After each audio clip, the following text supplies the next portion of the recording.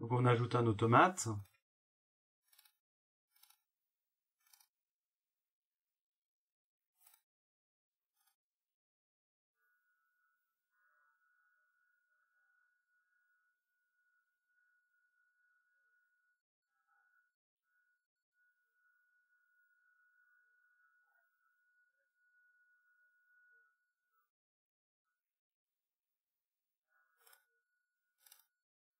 On ajoute un graphe dans les function blocks.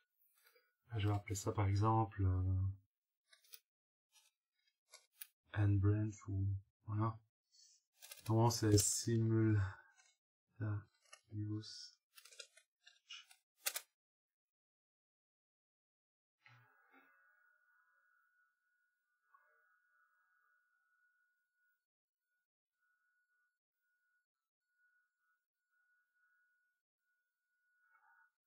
Donc voilà, donc je vais aller m'inventer peut-être des petits capteurs pour dire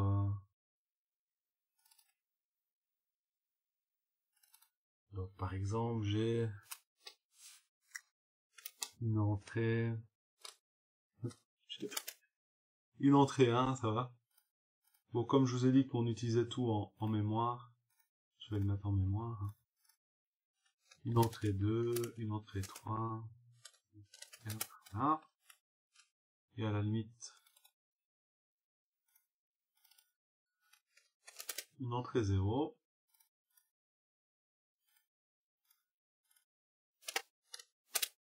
Voilà, ça, il n'y a pas de chevauchement d'adresse. Et puis ici, Q0, 1, 2, 3, Q4, comme ça, j'ai un système avec 5 entrées et 5 sorties. Je viens comme ceci, et mettons que je fasse une transition comme ça, au départ, c'est cool. Je viens et je dis, quand tu appuies sur I1, t'arrives là. Et puis ensuite, je veux faire une divergence. Vous voyez que ici, on a une alternative branch, d'accord? Donc, c'est vraiment une divergence en OU. Donc, pour choisir un chemin ou l'autre. Donc, je vous l'aide. Ça va? Donc, c'est pour créer des branches OR. Et ici, vous voyez que il me conseille close branch aussi, etc., etc. Après, j'ai la même chose pour simultaneous branch.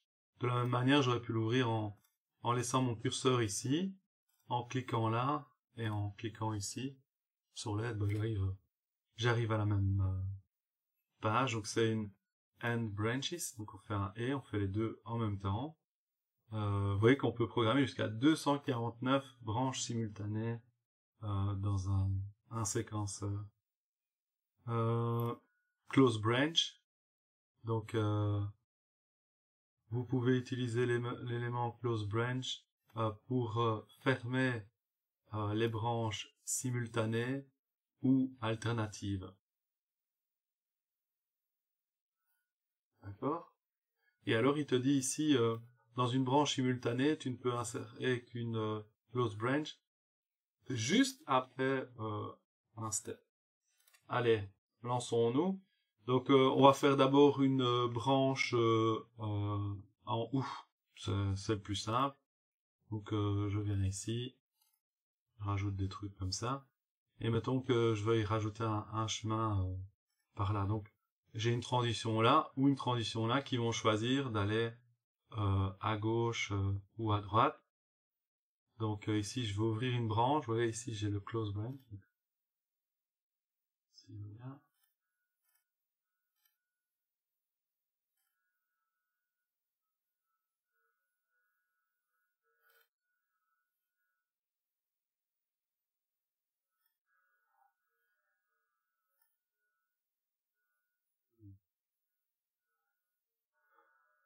Ah pardon, je suis dans mes trucs leader, c'est pour ça. Donc là, quand je suis en train de cliquer, je suis dans l'édition de mes contacts pour ma transition, ça va? Donc vous voyez qu'en fermant cette transition, il m'efface cette toolbar-là. Un petit peu surpris. Alors, ici, voilà, je rajoute un step. À la limite, regardez, je vais en ajouter plusieurs pour montrer que c'est déséquilibré. On n'est pas obligé d'avoir 2 steps là et 2 steps là. J'en ai 2 et 3. Et puis finalement, maintenant, ce que je veux, c'est faire un close branch. Et je vais dire ceci.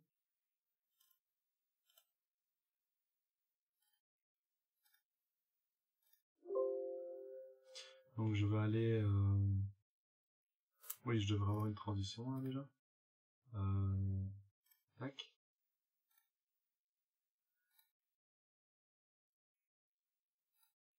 Tac. Et vous voyez, j'ai fait une close branch. Donc il y a deux façons de le faire. Donc comme je viens de le faire. Donc toujours ça finit par 2 transitions. Donc je viens ici, je prends close branch et je les relie ensemble. Et vous voyez qu'il y a des petits carrés verts qui s'allument quand je le fais. Je fais un petit peu vite, donc je vais le refaire. Vous voyez le petit carré vert qui s'allume? Donc voilà, et puis là, je repars avec d'autres steps. Ça va? Je prends tout ça maintenant. J'efface tout. Et maintenant, ce que je voudrais faire... Ah ouais, non, attendez. Et il y a une autre façon de faire, c'est clic droit ici et dire Go to, Step Transition. Et en fait, c'est de venir dire, tu vas à la transition T8. Oui, bon, c'est pas... ça marche pas des masses. Donc, on va garder mon autre façon de faire avec Close Branch. Donc ici, j'ai mon step et je vais essayer de faire exactement la même chose, mais maintenant, je vais mettre avec une branche divergente. Alors, vous voyez que ça marche pas. Pourquoi? Parce que il me faut une transition avant une branche divergente. Et c'est cette transition qui va activer toutes les autres branches. Et donc ici, par exemple, je vais activer le step. Mettons que j'en mette 3. Et ici, j'en rajoute un deuxième. Et toujours avec close branch, je vais venir comme ceci, tu vois, cliquer et faire ça. Et on voit bien qu'une branche en E, elle commence par une transition et elle termine par une transition commune. Il y a une transition d'activation commune au step et une transition de désactivation commune. À comparer par rapport à la branche en OU, qui elle avait une transition ici, une transition là, une transition ici, une transition là. Parce qu'on va par là ou par là. Alors mettons que tu aies envie d'ajouter ici une autre branche sur le côté. Ben, ouais, pas ça, parce que j'ai cliqué sur la mauvaise, j'ai fait une branche en OU, d'accord? Bien arrivé. Donc tu vois, tu la prends et tu vois directement, il te propose de la placer ici. Alors que si je prends l'autre, faut pas cliquer, il faut garder votre doigt appuyé. Vous voyez le petit truc vert, il est avant la transition. Alors qu'ici, il est après la transition. Et donc si je fais ça, tu vois, je sais me faire des branches supplémentaires dedans. Puis finalement, je peux les clore, donc je vais faire ça. Donc là, il faut cliquer, si j'y arrive. Faut rien sélectionner. Ah, je vais absolument faire comme ça.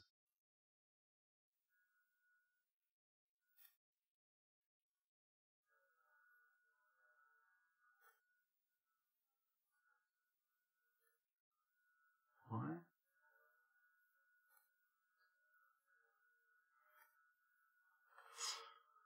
Ouais.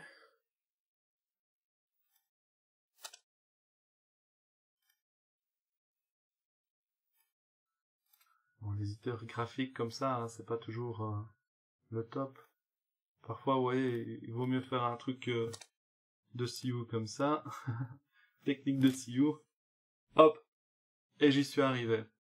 D'accord, alors, pourquoi c'est compliqué? Bah parce que je suis en train d'inventer le truc devant vous, et donc c'est pour ça que je fais des bêtises. Maintenant, quand t'as ton graph qui est déjà fait, c'est beaucoup plus.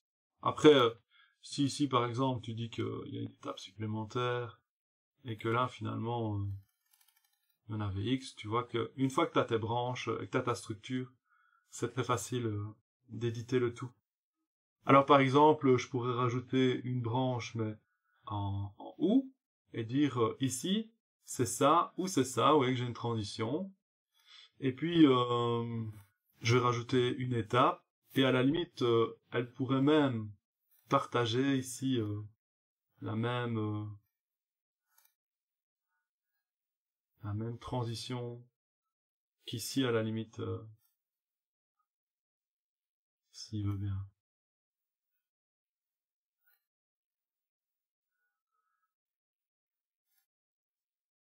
Bon, il veut pas.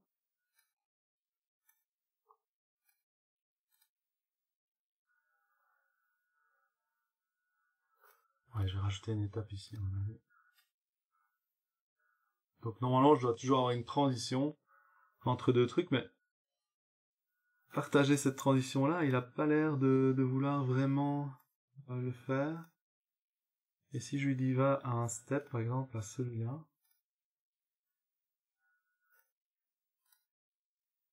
il veut pas, il a pas apprécié que je lui mette sa branche comme ça. C'est pas ça que je voulais.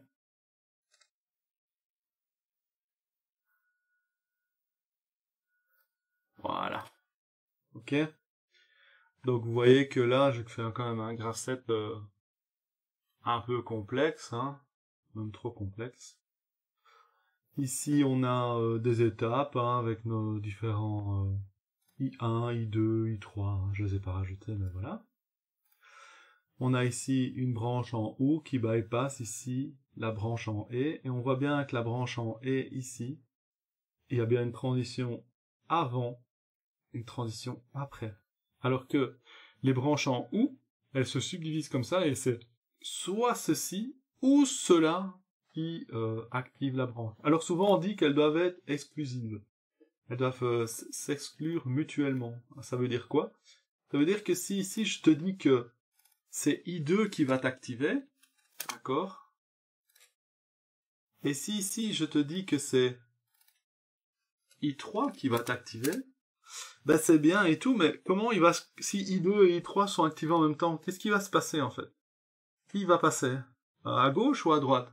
Ça dépend comment on a traduit le SFC en langage automate. Et donc, ça peut vraiment poser problème. Donc, ce qu'on va faire, c'est qu'on va faire des exclusions. Donc, on va dire, si I2 est activé, mais que I3 n'est pas activé, et dans l'autre, on va dire, si I3 est activé, donc là, le vrai truc que je regarde, en fait, mais que I2 n'est pas activé.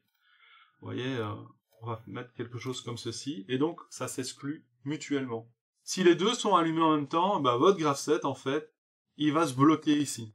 Alors, il va se bloquer là, ben, c'est bien et c'est pas bien. Donc, ce qu'on va faire, c'est qu'on va rajouter ici, ouais, que ça se rajoute là, une autre branche, d'accord? Et dans cette branche, on va tester, et si I2 et I3 sont activés en même temps, c'est un bug, hein, voilà. C'est ici qu'il faut venir. Et donc, faut s'arrêter là. Hein.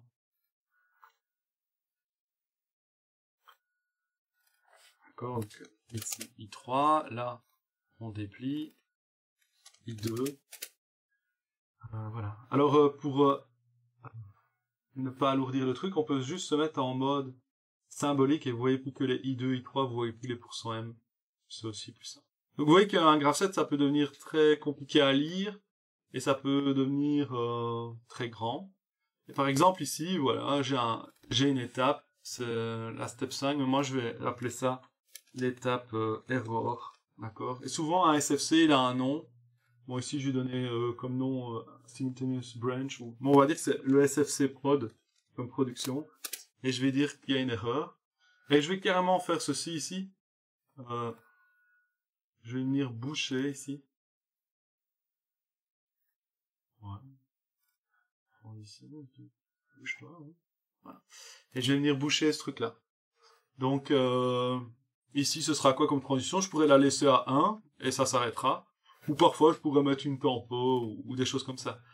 Et par exemple, ici, dans les actions, au niveau de SFC prod, je pourrais aller setter une mémoire ou activer une alarme. Mais ça, on verra ça au deuxième quadrille. Ça va En tout cas, dans un autre SFC qui tourne en parallèle, je pourrais regarder que cette mémoire-là, SFC prod, elle est activée ou pas. Parce que toutes ces steps-là, ils ont des mémoires. Des mémoires qui sont dans le bloc data block quand on instancie le graph7. Donc, vous voyez qu'ici, voilà, ça marche. Je vais déjà le compiler pour voir. Hein. Toujours compiler ces trucs. Tu viens comme ça et tu peux juste dire que tu compiles ça pour voir si ça marche. Et là, il me dit, il n'y a pas de condition dans ta transition, mais voilà. Il me dit quand même qu'il y a un warning. Hein. Ici, il me dit step 24 is missing or faulty. Là, ça ne compile pas. Oui, tu vois, ici, j'ai un truc. Si j'ai envie de fermer, je fais comme ceci, voilà, je vais fermer. Ou alors, ce que je pourrais faire, c'est dire, oh, tu vas au step. Et alors, ce que je vais lui dire, c'est, il va pas au step 1, il retourne au step 2. Donc, vous voyez, je mon graph7 comme ça, compilons-le vite fait. Bon, là, j'invente un graph7, alors c'est sujet à des erreurs et je tâtonne, mais si j'avais déjà un truc de... Voilà, ça marcherait tout seul. Donc, à part me mettre 34 warnings, comme quoi j'ai pas été mettre mes conditions, voilà, ça me... Et donc, pour activer mon graph7, vous voyez qu'ici, il va me créer un bloc data block, justement, et dans ce bloc data block, si je vais voir dedans, il vient de me le créer, vous allez voir qu'ici, il y a toutes mes transitions, et il y a mon step SFC prod error. Et donc, je sais aller lire si ce step est activé ou pas, d'accord? Parce qu'ici, vous voyez, step is activated, en S1. Donc, comment on fait? Donc, tu pourrais l'utiliser dans un autre SFC dans une condition, mais ici, moi, je vais le mettre en pure leader, et je vais mettre un petit contact, et je vais aller lire, en fait, dans le bloc DB. Alors, deux trucs, ou je le tape moi-même, ou je vais le chercher par là, ou troisième truc, tu cliques ici, et tu as un menu qui se met là, tu vois, avec toutes tes mémoires, tu vois tes mémoires, tu viens ici, tu dis, moi je veux ce truc-là, et je viens le mettre là. Moi j'aime bien cette troisième technique. Donc, vous voyez, il y a plusieurs techniques. Maintenant j'aurais pu le taper à la main, et donc en fait, ce truc-là, ben, il s'active, ça active par exemple une variable d'alarme ou je sais pas quoi, d'accord? De la même manière, cette mémoire-là, j'aurais pu l'utiliser dans un autre graph7, par exemple. On verra ça l'année prochaine. Un graph7 qui gère ce qu'on fait en cas d'arrêt d'urgence. Je veux vite le faire, comme ça c'est... Donc, c'est le SFC Emergency Stop. Parfois, je mettrai arrêt d'urgence. En anglais, c'est Emergency Stop. Et ici, tu vois que dans cette transition-là, si j'avais envie, je pourrais venir tester finalement que l'étape SFC prod soit pas activée. Alors, ou je vais la chercher comme ça et je la drag and drop, ou alors je vais la taper à la main. Okay. Complètement à la main, non, parce que c'est possible, mais ouais, pas envie de me casser la tête. Où est-ce que tu es?